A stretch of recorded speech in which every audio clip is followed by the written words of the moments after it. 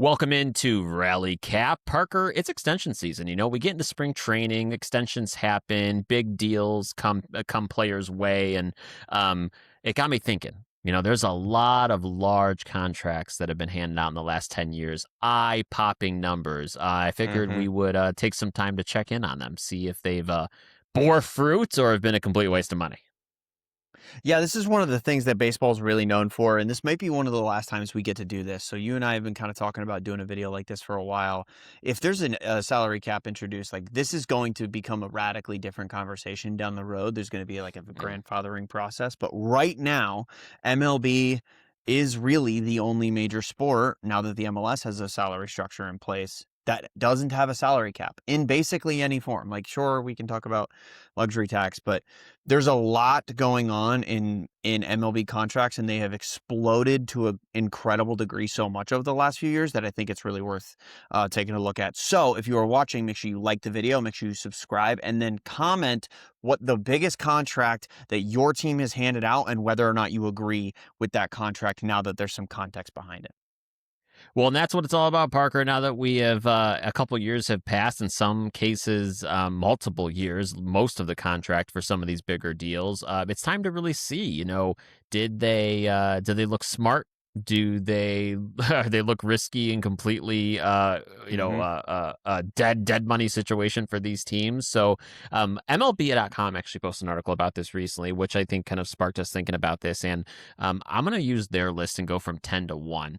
And like you said, Parker, when these guys sign, this debate starts before the pen ink even dries. I mean, right? I Yeah. mean, these deals have always been like somewhat controversial. You have teams recently thinking about teams like the Yankees and the Padres that come up on this list. Teams that have been willing to give these guys deals into their age 40, 41 season, which is crazy to think about. Like when you even a couple years ago saw all these deals, we're talking about like the Arson Judge days and the Xander Bogarts Yeah. days. Like when you hear that a guy is going to be paid, upwards of 25 to 35 million a year at age 40, what is your general philosophy on things like that? What's funny? I think we're seeing a lot less of it. So I think Yeah. that kind of Yeah. speaks for itself. We see a lot more the mega deals are getting handed out to truly like unicorn players or players who are actually hitting free agency young enough that you can justify paying them that long to justify the production in the first 5 to 6 years of the contract. But I don't think anybody loves paying a 40-year-old $25 million to be okay at baseball. And like I said, I think that we're moving away from that. We're seeing some teams like the teams that traditionally were giving out those deals in the past aren't giving them out anymore. Well, besides Aaron Judge, take Aaron Judge out, and I think that you can put him in a tier of his own. The Yankees Sure. haven't given out one of those deals, at least Sure. not to a hitter. And then even then, we're going to get to it, but I think the Garrett Cole deal is a little bit of a unicorn in and of itself. And we're going to talk about whether or not that was a good deal in the first place. So I think that, I mean, the Red Sox have basically completely stopped giving away those deals. Even the one that they did in Rafael Devers is now in San Francisco. So we can see the teams that traditionally were giving out deals like that have stopped, and then a new like faction of teams in the Mets, the Dodgers, the Padres have started giving out these deals. Maybe teams that were considered second tier financial teams back in the past, and now that the financial landscape has changed so drastically and teams have changed ownership, and we have presidents of baseball operations going around, and I think that there's an environment currently in the game of baseball where it's almost like the major players are no longer acting like major players, and then other teams are trying to enter the major player space by doing things that historically the major teams did. Absolutely. On that note, let's go into the list and start talking about these players, and we'll start at number 10, which is the aforementioned Xander Bogarts. Parker, I'm just going to come out and say this. We're going to start off hot with Xander here. I thought when the Padres signed this deal in the offseason before the 2023 season at the winter meetings, 11 years, 280 million. He was entering his age 30 season. Usually, Parker, with these deals, how it works is you make the calculation that in a guy going into 30 seasons, you're going to pay him the big money, get maybe 5 prime seasons out of him, and that investment would have been worth the tail end. Right. That was not the case here by any stretch of the imagination. No. I don't think so. I think now I kind of said something tongue in cheek as we were about to begin recording when you brought up the Xander contract. I said that it was going to be maybe the worst contract in professional sports history. Maybe. Like that's not off the table. There are some really well-paid, terribly performing athletes in the history of sports. If Xander Bogaerts continues to put up an average of 2.5 WAR per season at a $25.5 million average annual value, it's not gonna be worst contract ever. But I don't see him even putting that level of production out for the next, how many years does he have left? 8. I think it's 8 more years left of this contract. I just don't see it. So I don't love the contract. I'm a Red Sox fan too, who I remember this weekend, this winter meetings day, like it was yesterday. I remember in the morning finding out, or in the evening before, everybody in Red Sox space, people with knowledge, people who know people, were saying things like Xander's coming back. Xander's coming back. We got him. We got a deal. We got a deal basically done. We're waiting on a little, what's onesies and twosies that are going to come together, and Xander's coming back to the Red Sox. And then the Red Sox signed Masataka Yoshida. And Masataka Yoshida, nobody really looked too in depth on the Masataka Yoshida signing, because almost immediately it came out, Xander Bogaerts signs with the Padres, 11 years, $280 million. The world's on fire.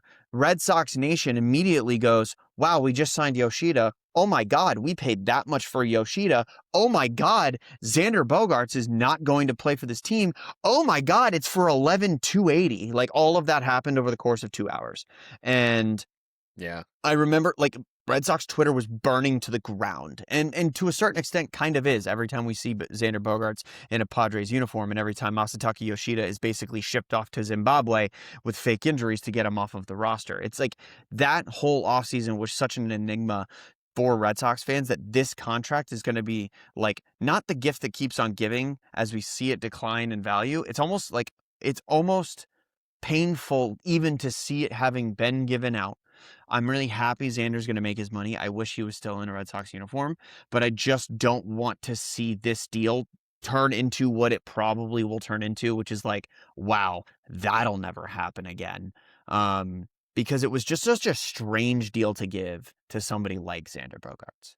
Well, it's a strange deal to give, because you even see it now. I mean, think about our more recent off seasons. Guys like Kyle Schwarber, Pete Alonso. I mean, those guys were in their 30, 31 age seasons, and I mean, they weren't ever gonna get anything more than a 5 or a 6 year deal. The fact that the Padres put 10, 11 years in front of Xander at age 30, I mean, I almost kind of feel like the Red Sox reaction. I'm not a Red Sox fan. You know it better than I, but I almost feel like the reaction, seeing him in another uniform and still cringing about it. Like, I get that definitely with Mookie, maybe even a little bit with Rafael Devers, but I'm sorry, but if I'm a Red Sox fan, I'm not looking at this going, well, I still wish he was on my team, because I don't think the outcome would have been any different. Yeah, no, I don't think so. I think the production's going to be exactly what the Red Sox fan in me likes to think he would be a bit more productive in a Red Sox uniform, playing for the people he was playing for, playing with the people he was playing with. The Red Sox fan in me wants to say that Rafael Devers would still be around if Xander was around, because he really ran that clubhouse. He was the de facto captain of the team, and that's the way he acted. So it hurts my soul. I don't want to crap on Xander. I hope he has a great rest of his career. I don't think he will, though. It's 2.5 WAR per season. Now, I want to point out, the year after the contract was awarded, his age 30 season, he did have like his 6th best season of all time. He put up 4.2 WAR, and like, props to him, but the next season we see 1.2 WAR, only 111 games played, and I just don't think that as players age, they play more games. So he's playing primarily shortstop and DH these days, and you hate to see it from a guy like that. Yeah, absolutely. Next on the list, number 9, Parker, we're going to Philly. We're going to Trey Turner, who, prior to the 2023 season, signed 11-year, $300 million deal with the Phillies. He was also entering his age 30 season. Um, um, uh, you know, this is another one that if I don't know if I feel great about it or terrible about it, I would say I'm pretty on the fence with this one because I still Yeah. think there's something there with Trey Turner. But I will say this is, Trey Turner, number one, is a guy that used to give you 160 games, 150. I mean, he played 2022 with the Dodgers. He gave you 160 games. In 2023, first year with the Phillies, 155 games. Last 2 years, 121, 141. This is a guy that you get him because of his defense, you get him because of his legs, and you get him because you want him out there every day. He just hasn't done it. Yeah, no, this looks eerily similar to the Xander contract, and I think it's because those two contracts fed off of each other in the market that year. Mm. And I think that Trey gets 11 years because Xander gets 11 years. And I think the money's pretty similar because the money was always going to be pretty similar. And they kind of had a similar career trajectory. I think Trey Turner was the better player at the time of free agency, but Xander was always going to be the domino that fell in reaction to Trey. And when you look at these guys and their production since, I think it's really crazy to see that like Trey Turner put up a really good season the first year of the contract, only played 121 games the second year, and kind of a return to form this last year. And like that's a little bit of what we've seen from Xander, but I would rather have the Trey Turner contract mostly because Yes. his defense is a bit better. Hmm. It's not that much better. Trey Turner is not the best defender in the world, and people forget that. Sure. Weirdly, Yeah. has terrible range considering how fast he is. But he has finished fifth in MVP voting, and I mean it was a 5.4 WAR last year. And a guy like that who moves the way he does, I think that grace carries a little bit deeper into his age than kind of the skill set and the tools that Xander brings to the table. So I do think I would rather have this contract, and it doesn't necessarily scream overpay, especially if you get another 2 or 3 5+ WAR seasons from Trey. And if the average is a 3 and the outliers are a 5, then I think you're much happier with this contract moving forward. Oh yeah, don't get me wrong. I'm picking the Trey Turner contract 9 times out of 10 here, and Mm-hmm. I just think the upside's still going to be good going into 2026. Here is going to be his age 33 season, like you said. I think you get 2 to 3 years out of him minimum, and at least if not with the bat, you're getting some speed and some above average defense. But one thing that I don't want people to think we're shitting on Trey Turner because that is not the case. I mean, the last 3 years, the guy's batting 266, 295, 304. I mean, the WAR has Yep. consistently been over 4 WAR. That is an all-star level stat line. I mean, there's Yep. no denying it. So I don't know that the Phillies are in a position where they're kicking themselves. I don't even think they're anywhere near that yet with Trey Turner. Yeah, no, and just one other last thing to point out. He finished MVP 5 last year, but he did not make an All-Star team. So what does that mean? Normally that means an okay or bad first half of the season and a lights out awesome second half of the season. And you know what? That's what you're paying Trey Turner for. You're paying him to perform late in the season and in the postseason. So, like I said, I think I take this contract over Xander 9 times out of 10. And it's not one that I'm willing to. I think what we didn't get to do on Xander and what I would like to do for a lot of these is whether you would sign it again. And I think I actually would sign this contract again. We're going to go back to the Padres because I don't know if you've noticed they have a lot of these type of guys, so we're going to talk about them a lot. But I want to move over to Manny Machado. And Manny Machado, Yes. Parker, he signed in entering age 26 season prior to 2019, a 10-year, $300 million deal. He was actually when he signed that, I believe it would have been technically 2018. He signed that. He was the first 300 million free agent in MLB history with that Yep, deal. I remember that. It was like I know it was earth shattering. It was also it was only a couple months before Bryce Harper. true. It was That's in true. what, December of 2019, December of And 2018, I guess. and then Bryce Harper would have been that late February, early February. March because it was spring training. Yeah. Yeah. But yeah, so he was someone when they signed him, no doubt you were getting elite offense, elite defense, two-way player for sure. But he did end up finishing, I mean, top 3 in the NL MVP race twice over his first 4 years with the Padres, and obviously led the club to that 2022 NLCS appearance. So, Machado is just that guy that, to me, Parker, he's more consistent than I think people give him credit for. I mean, if you Hmm. look at what he's done even recently, I mean, he is in 2025, that was his age 32 season. I mean, he still was batting a very respectable 275, had a Yeah. 3.8 WAR and a 123 run weighted runs created plus, and he's always been in that like 120 to 150 WRC plus range. This is a guy who, given that they signed him back in 2018, has been fairly consistent for the first 7 years of this long contract, and that's more than I would think most of these guys would be consistent for. That's getting bang for your buck and then some, I would think. Yeah, absolutely. Since signing the deal in 2019 to 2025, he's hit 1,000 hits, 631 RBIs, and a 162 game average. I'm going to bring a lot of these contracts, break them down to their 162 game average. If I told you every 162 games a player was going to put up 4.5 WAR, that they were going to hit 30 home runs, 31 actually, 32 and a half home runs and 105 RBI, and I said you can have that player for $30 million a year, would you sign that again? Yes. Yeah, Yes. absolutely. Everybody would. You would be an idiot not to, in my opinion. And I think that now I'm going to make this point again at the end of the video. I really want to make it abundantly clear. The reason I wanted to go through these contracts is because there's a lot there. Maybe this is an older frame of mind, but do you remember when these mega deals, like A-Rod's deal, started getting signed? There was this Mm, prevailing thought among more traditional baseball fans that were like, why are we doing this? Why these deals never work out? Oh, they never work yeah. out. They're never going to play. We are on number 7. We have gone through 3 players, and I would have Yeah. signed the last one again. And this one's one of the more like it panned out on the list, and it already happened at number 7. And there, I'm going to spoil it now. There's a bunch more on this list I would sign again. And so I just want to point out that as free agency has gotten out of hand, Hmm. I think it's actually just kind of a solved science, and these GMs know what they need to do to get the best players on their team. These guys don't hit free agency until their 7th year in the big leagues. You know exactly who a player is if they have Hmm. 6 full seasons at the time of signing the deal. So when Manny Machado hits the market and you think he's going to be a 30 homer, 100 RBI guy, he's worth $30 million.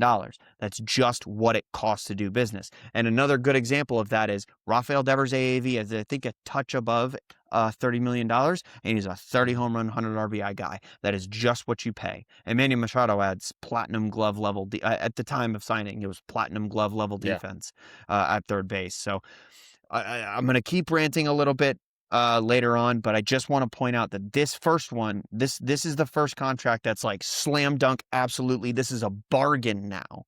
And it's only Yes. number 8 on the list of 10 names.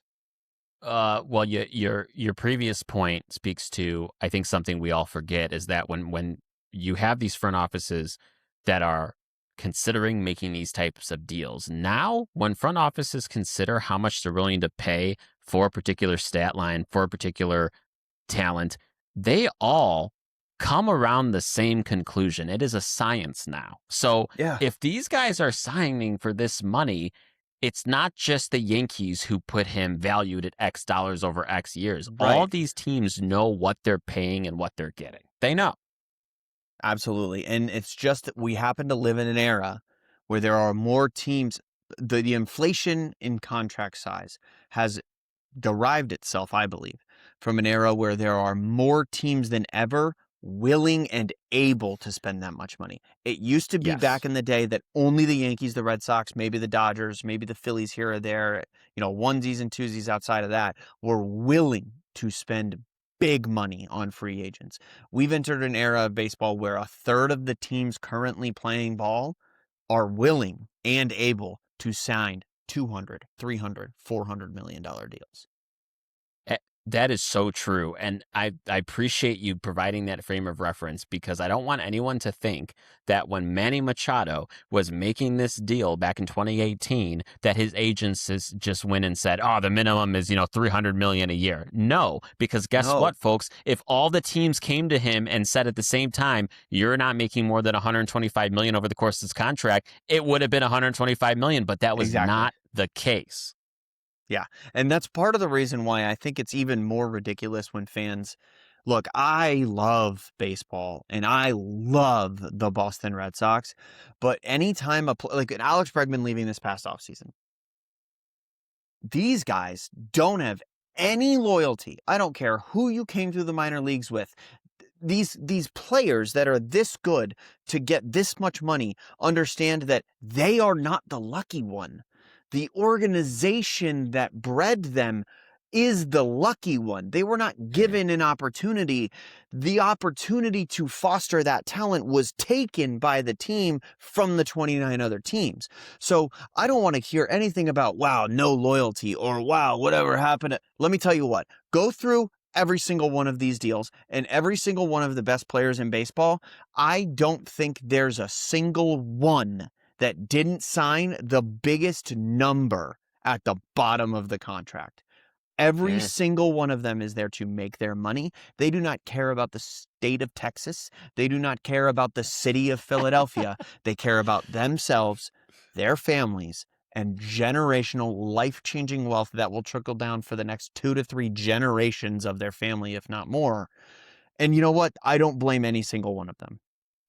I don't know. So I don't even know where I I was have going with I that. have a slight bone to pick there because I think for the vast majority of what you said is correct, and I agree with you. I think for the most people, I think that's true. Mhm. I don't know though if I would rule out the winning part of this because these guys have Oh, committed their for sure. whole life to this, and Yeah. if they're gonna go somewhere where they can win like the Dodgers and they're gonna make 20 million less, I Mhm. think they're picking that 10 times out of 10. Well, I mean, case in point for that is Kyle Tucker taking significantly less time to go play for the Dodgers, right? Like Yeah, he could have, I'm sure there were 10-year deals on the table. I'm almost positive.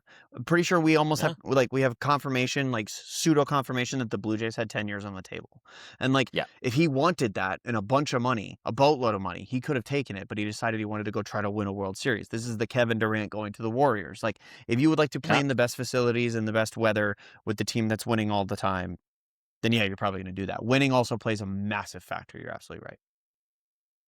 All right, let's move through this list. We're going to go to a player you brought up earlier, Mr. Garrett Cole, there with the Bronx Bombers. Hmm. He signed a 9-year, $324 million deal entering his age 29 season. That runs him from 2020 to 2028. And at the time, Parker, the deal set a record for pitchers before that Yamamoto deal a couple seasons ago. And it was the second 300 million plus contract given to a former number one pick. The other one, Bryce Harper. So Parker, this deal always catches my attention because I think by far we've seen mega deals given primarily to who? Hitters. And Yes. not only are our baseball front offices hesitant now to give long-term deals to pitchers, but this is something that's been pretty consistent. It's just something teams don't like to do for starting pitchers. Yeah, I think because I mean the obvious thing is injury risk, right? Like any one of these Yeah. pitchers could completely blow their elbow out, and they are completely worthless to the team that signed them. And a lot of these contracts are insured, so that player is still going to get their money regardless. So it doesn't necessarily mean that the player's not worried about their health. Of course, they would rather their body, but like a pitcher can literally get injured and still be set up for the rest of their life. And teams know that. And there's very few pitchers that have the quality and uh, consistency to justify a $300+ million deal. I mean, we've literally seen two of them in this entire 10-person list. Only two of them are pitchers, and they were the only two pitchers to ever sign $300 million deals. And then, so Garrett Cole, what makes him special? What makes him the guy that is it worth it or is it not? Would you sign it again? Why him? Well, because he's finished top 5 in Cy Young voting 1, 2, 3, 4, 5, 6 times, including one Cy Young win. Oh, and one more, a 7th time he finished in top 10 Cy Young voting. He's been an All-Star 6 times. He has been consistent as consistent can be since signing this deal. He his 162 game average is a 3.12 ERA, which any pitcher over 162 game average getting a 3.12 ERA is absolutely awesome. It's very good. Yeah. He averages a shutout per 162, like a complete game shutout per 162, which you just don't see these days. And his ERA plus is a 134. So why Gerrit Cole? Well, because he's kind of just been that guy since he was drafted number 1 overall. You saw the dominance in Pittsburgh. You saw him basically carry the Houston Astros on his back all the way to a World Series they ended up losing, and then immediately goes to the Yankees. Immediately starts putting up Cy Young level numbers, finishes runner-up the second year he's there, finishes Cy Young 1 the year after, or 2 years after that. Misses 2025 because of injury, but 2024 was also very good. So we're going to see, I think Gerrit Cole continues to play because he was never a guy that threw 102. He was always a guy that threw 95, but everything else was wipeout. Yes. And that's the kind of guy that can maintain longevity, especially coming back from Tommy John, or I don't even think it was Tommy John. I think it was just some other elbow surgery that he had to get fixed. I still think Gerrit Cole, I sign this every time. If you can tell me he's going to finish top 10 in Cy Young voting the first 4 years of the deal, he's worth the money to me. Yeah, I mean, no doubt he is, of all the pitchers that we could talk about, he's probably the most worthy of this contract, and you probably do this again. Yeah. I think 2026 is going to be a big year for Gerrit Cole, as you said, coming back from the injury, and I think we're at this like inflection point for Gerrit Cole, because if you look at 2020 first season with the Yankees, he pitched 73 innings, so a full season, the shortened season. 2021, he pitched 181 innings. 2022, 200, 23, 209, and it wasn't until 2024 when he pitched the 95 inning short season, and then he got injured, and he's been out since. So I wonder, coming into 2026, age 35 season, having gone through the injury, are they going to recoup the value on this deal, and are you still going to get a couple more good, quintessential Gerrit Cole seasons, or do we really start to see that regression, having experienced what he has in the last couple of years? Because if it's going to happen, probably going to start happening now. Yes, I agree. I think that we're going to see it, though. I think we're going to see him be just as valuable to the team as he was in the first 3 years of this deal. And the reason I say that is because I think about the tier of pitcher that he is and who he's going to be remembered as in like 10, 15 years when he is retired. Gerrit Cole will most likely be in the same breath. He's going to be the same kind of guy in the heads of today's baseball fans as Justin Verlander and Max Scherzer are in our heads as just the greatest pitchers of their generation. Gerrit Cole has kind of just been that guy throughout the course of his career, and maybe he wins another Cy Young, maybe he doesn't, but I think that he's got the Cy Young award, so it's not a great comparison, but he's kind of like the Jose Ramirez of pitching right now, where it's like every year this guy is in the conversation and in the running for a Cy Young award, and every year he's top 5. I don't think that necessarily changes. And when it does, I don't think Gerrit Cole's floor is a 5.5 ERA. I think Gerrit Cole's floor is a 3.9 ERA. I think it's a 4.1 ERA. And I think he continue to do that for the next 5 years until he turns 40. And I think that would be like again, he was never a guy that threw 101. He was a guy that threw 95, 96. He could dial up 97, 98 when he needed to. He reminds me a lot of Max Scherzer in that way. And I think that's going to play. I think he's going to be able to take the velocity drop. I would not be surprised if Gerrit Cole is just touching 94. Like, I wouldn't be surprised. And I still think he's going to be able to really get batters out. I don't think we're going to see perennial 1, 2, 3 in Cy Young voting every year, basically from this point forward. But I would not be surprised if we see 180 plus innings on average. I think that's 100% in his wheelhouse. Yeah, and I think a lot of that, too, you start to see even his K rate's gone down last 3 years. I mean, he was hovering around 11% K rate. Now he's hovering around 9, so he's just not striking guys out as much. Not to say he's not effective off his secondary stuff, but you're right. I think this is a guy who, if there's any guy in sports right now that throughout his career can reteach himself how to get players out with his kind Hmm. of B stuff, it's going to be a Garrett Cole. And that's why he reminds me of Scherzer, because Scherzer was a Yeah. different, and CC, honestly, like CC Sabathia, because the Yes. difference that Yes. CC Sabathia, the 100-mile-an-hour flamethrower who was bringing the Brewers to the playoffs on his own back, and the CC that was in the last few years of his career still being effective for the Yankees, completely different pitchers. Two Yes. completely different pitchers in the way that they went about their work. And I think Garrett Cole, of anybody in baseball, like you said, is totally capable of making that transition. Well, number 6, Parker, is the guy who beat Garrett Cole's record contract for starting pitcher Yoshinobu Yamamoto. And I think we can make this one quick, Parker, because he signed a 12-year, $325 million deal with the the Dodgers in the 2023 free agent market coming from Japan. That was entering his age 25 season. Parker, I don't really know how this doesn't go well or look good for the Dodgers unless he just can't stay on the field.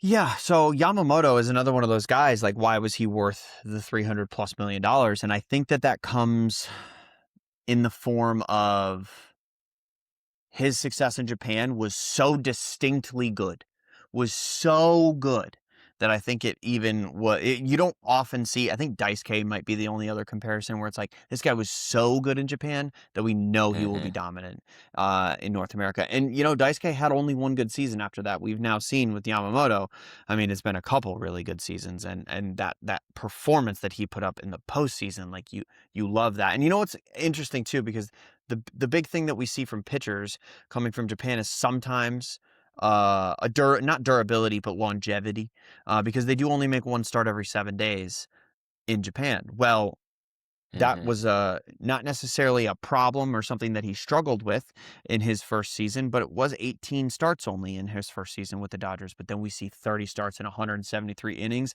and a really productive postseason from him in his second year, which Yeah. is kind of how these things have worked out over the course of time. Um, I don't know, man. I think that Yoshinobu Yamamoto is going to be a guy that we all look back and go, wow, $300 million, that's it. And yeah, I think I would sign the thing again.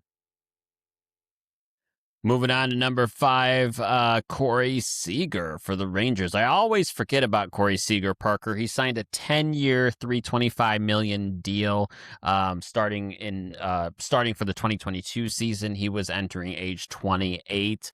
Corey Seager, Parker, is it's like such a cliche when you have people coming out, these younger guys coming out of the draft. The question's always, oh, you have a big shortstop, he's tall. Is he going to stay at Hmm. short? Blah, blah, blah. And Corey Seager, everyone always, gives the Corey Seager comp for those type of guys. And I don't know that I hate to say those people are right, but I think we're starting to see that come to fruition for Corey Seager, where he's just not the same guy he was later in a Dodger uniform, and certainly not Hmm. at what we saw in the first year he was with the Rangers when they made their run. Yeah, weird from Corey Seager. He's a strange player under the hood. Because, like, Mm. look at his numbers if you have him pulled up on wherever you pull up your stats. He really became a guy that he never was when he signed that deal with the Rangers. He was never a Yes. 30 homer guy. No. And he hit 30 home runs in 3 consecutive seasons after signing the deal with the Rangers. And, you bring up the defense and how big is he going to decline? I don't think so, because Corey Seager still manages to be one of the best defensive shortstops in baseball, even though he has a 23rd percentile arm strength percentage. And Hmm. it's because he has incredible range. And it's not even because he's fast. He's slow. He's 8th percentile sprint speed of baseball. His anticipation, though, and his ability to position himself and get to balls that not a lot of people would, puts him in a unique position where he reminds me of a Derek Jeter, where he's going to put himself in a position to make plays more than the average guy who's not as good anticipatory skills and things like that. I like Corey Seager. Now, what I've done at the end of every single one of these, I want to point out, I don't think I would sign this deal again. I don't. especially, and it's only because of the last year, but especially taking the last year into account. 102 games played. Like, look at the game played totals over the last Yeah. few years. We got 119, Yeah. 123, 102. He only now. To me, he feels like he's 36 years old. This is only going to be his age 32 season. But if we're already starting to see, arm strength decline, durability concerns, I just don't think that that's going to get any better. I think it's going to get worse. So I'm with you. I don't know that his AAV is worth that, especially how much he's giving you durability through 162. But I'll add to that is you said earlier, he kind of turned into a different player when he came to the Rangers and kind of came into his own as far as his power went. But if I'm the Rangers going into that offseason looking at Corey Seager, I want to know what inspired them based on the stat line alone with the Dodgers to give him that money. Like, that was a gamble. That was a bet that he was going to have those seasons. I don't know what inspired them to do that. I think at the time it was way too much given what we knew about Corey Seager already. Yeah. I'm trying to think back to when this deal was given out. And like what was the determining like contract? When was the Xander contract signed? I guess that was 4 years ago. So right around the same time. Yeah, Like, was I that think just it was actually. Yeah. I Because this think it was was the the same $500 offseason. million offseason. The $500 million Yes. offseason when they signed Marcus Semien and Yep. Xander Bogaerts, Marcus Semien and Corey Seager to these two mega deals that, like, you want to be good up the middle. Everybody knows you want to be good up the middle. You want to go to second base, shortstop, center fielder, catcher, and pitcher. That if you're good up the middle, you're going to be great, and then you can fill in the corners and stuff like that. I think it was just in an effort to really revitalize the franchise, because what else did they do within a couple years of this deal? They signed they signed Jacob deGrom. They bring in Nathan Eovaldi. This is a new look Rangers team. And you know what? Here's the deal. Would I sign the deal again? No, I already said I wouldn't. But was it worth it? You won a World Series in 2023. And honestly, at the end of the day, we've talked about MVP selections. We've talked about All-Stars. We've talked about all these different things. He's got 3 All-Stars. He's got 2 top 15 MVP finishes since this deal was signed. And you know what else he's got? A World Series ring. And I think that's kind of the whole freaking point of this whole exercise we're doing. What are we trying to do? Win. And if you find a way to win a World Series, especially as the Texas Rangers winning a World Series, I think the deal's worth it. I just probably wouldn't sign it again. Yeah, I mean, I'm with you there. I think you summed it up perfectly in the case of Corey Seager. Moving on to number 4, Bryce Harper of the Phillies signed a 13-year, $330 million deal back for the 2019 season. He was entering age 26, so definitely on the younger end of that. But Parker, I mean, this is a guy that 2021 won the National League MVP award. Led the Phillies to a World Series appearance in 2022, earning an NLCS MVP along the way there. Parker, this was a deal handed to, for so many years, considered to be the next best thing in baseball. A former number 1 pick, said to be the best player in baseball history at one point, potentially. 19-year-old debut. Rookie of the year, I don't know that he lived up to the many people claiming he would be the best baseball player in history, but still, this guy is next to none as far as what he's brought to both the Nationals and subsequently the Phillies over these years. Yeah, I don't know if you saw it, but we're in a mutual group chat with a bunch of friends, and somebody brought up Bryce Harper the other day and said he was super overrated, and I kind of went on I wrote like a paragraph and two or three paragraphs back. I love Bryce Harper. I think that if you look, especially, first of all, what is his AAV on this contract? Do you know it? Because I know it, and it's $25.4 million a year. Yeah, he's making $25 million a year. If Bryce Harper hit the market today, yes, if he hit the market today at 32 years old, he would sign a 5-year, $200 million contract, and you'd have to pay him $40 million a year to give you the production that he's giving. So Bryce Harper, over the life of this deal, has given you 5 WAR per 162 games. Now, that's not per season. Per season, he's only given you 3.8. Why is that? He's had injury concerns. He got hit in the face. He missed a bunch of time. But per Don't do it. 162, it's 5 WAR, 30 home runs, and 100 RBI on the nose. So, like, Mm. he's won an MVP. He's been okay in the postseason, and he was really good the year they almost won the World Series. So, like, to me, if you go to the All-Star game twice, finish 3 times in top 12 MVP voting, and once win 3 Silver Sluggers, are the kind of the heart and soul of your team. He signed a 13-year deal. He said, I don't want any opt-outs. I don't want any trade. I don't want a trade clause. I want a no trade clause, and I want to die in a Phillies uniform. This is the kind of guy that everybody wants on their team. He will die for his teammates. He plays a great brand of baseball. And I think Bryce Harper, no more than anyone else in baseball, suffers from the immaturity that happens to every single person between the ages of 17 to 24. Yeah. And also the massive expectations that were on his shoulders when he was coming up. I love Bryce Harper.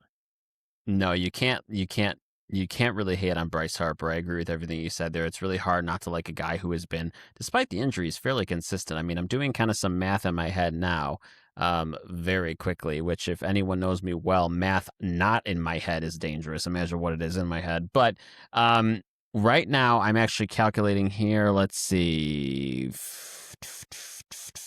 So his average WAR with the Phillies per year is 144. So don't look at me. Or excuse me, weighted OPS. run created plus. Oh, WRC plus. Yeah. WRC plus. His WRC plus average in his tenure with the Phillies is 144. So don't tell me that this guy is not an all-star and above caliber player. I just can't make that argument. Yeah, no, the 145 OPS plus with a 912 OPS over the life of the Phillies deal. So this is why I got so fired up when Dave Dombrowski says he's not elite. And like, I don't mind Bryce's comments back. I truly, there's a really good video out there. I encourage everybody to go watch it. Once you're done with this one and you've liked it and subscribed and commented, Foolish Baseball put out a video about Bryce Harper and whether or not he was overpaid. And this video is kind of the inspiration for us doing this, which is he's underpaid. He's been underpaid since the day he entered the league. He has always outperformed his paycheck. And I think it's important to put that out there and to think about it. Yes, he got a mega deal. He also got a mega deal over the course of 13 years that leads to his AAV being lower than Xander Bogaerts. Like, I don't know. Yeah. I think Bryce Harper's super underappreciated.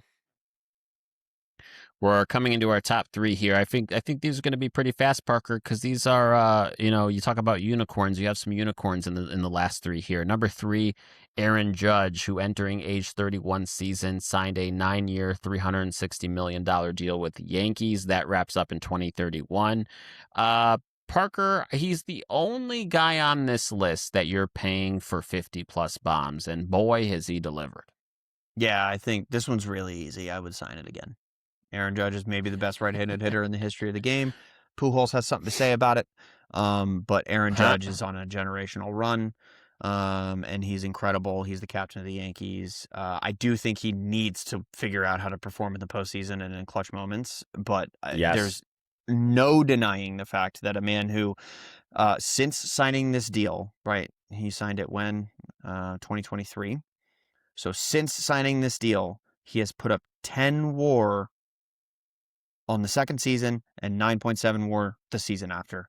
And also, one thing that's worth pointing out, all-time bet on yourself moment, all-time, when he refused the contract extension and managed to put up 10.8 WAR the year that he was going to hit the market.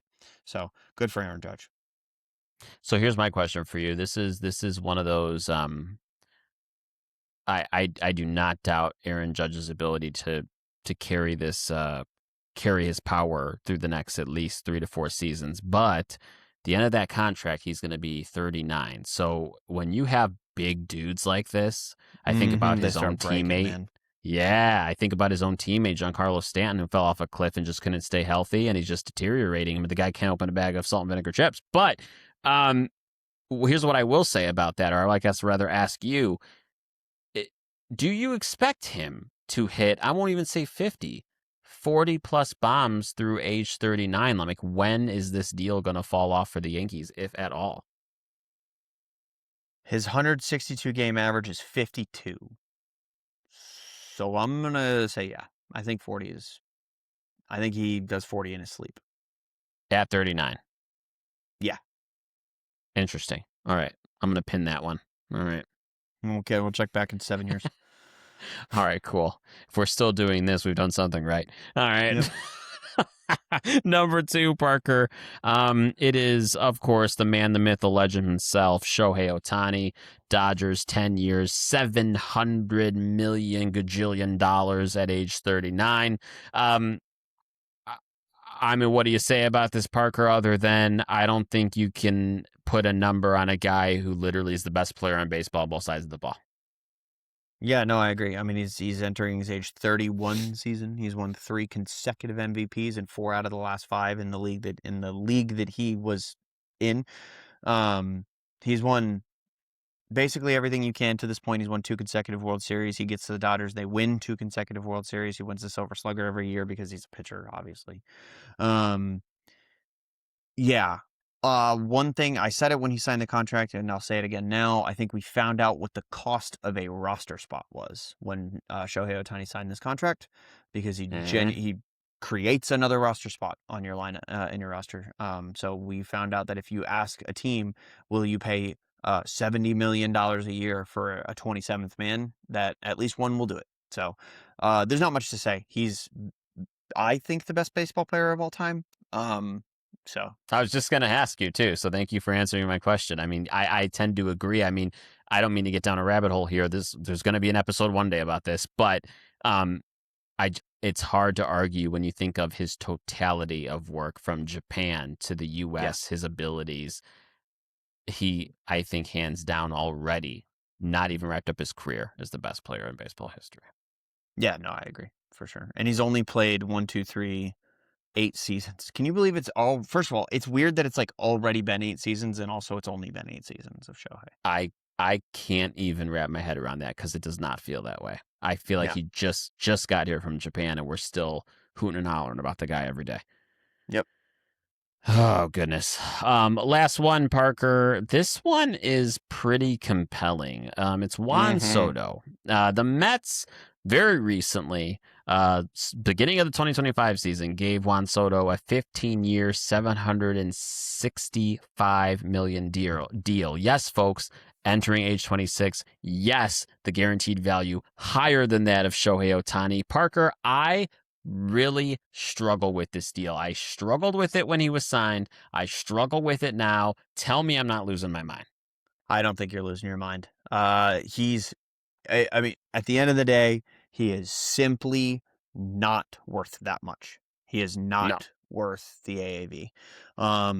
I think the Yankee involvement in this contract negotiation is what pushed it over the edge. I think the Yankees wanting him so badly, their fan base identifying with him so badly, and Steve Cohen desperately desiring to stick it to the Yankees as much as he wants to. I think that is what pushed this deal as far into the stratosphere as it went.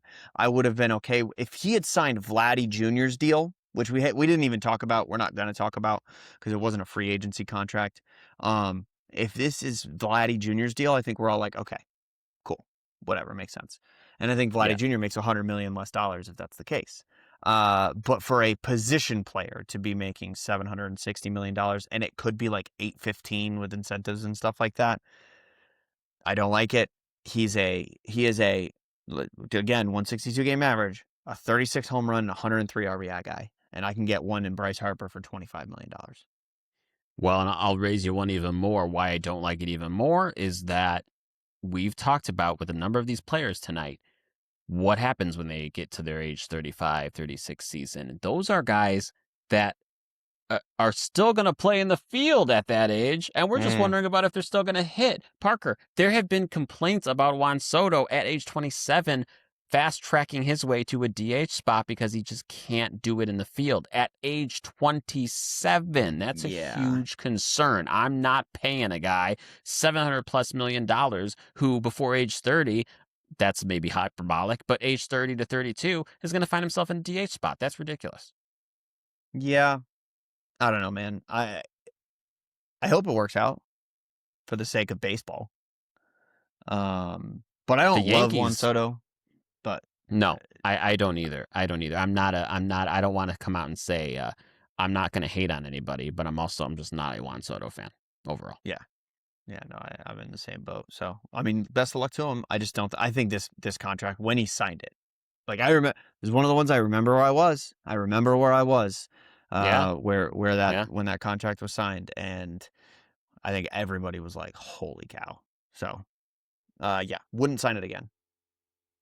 Well, folks, tell us in the comments, which one of these deals would you do again? And also, which player on your team would you like signed to a long-term deal? Go ahead and drop it in the comments. Let us know. Thanks for joining us here on Rally Cap.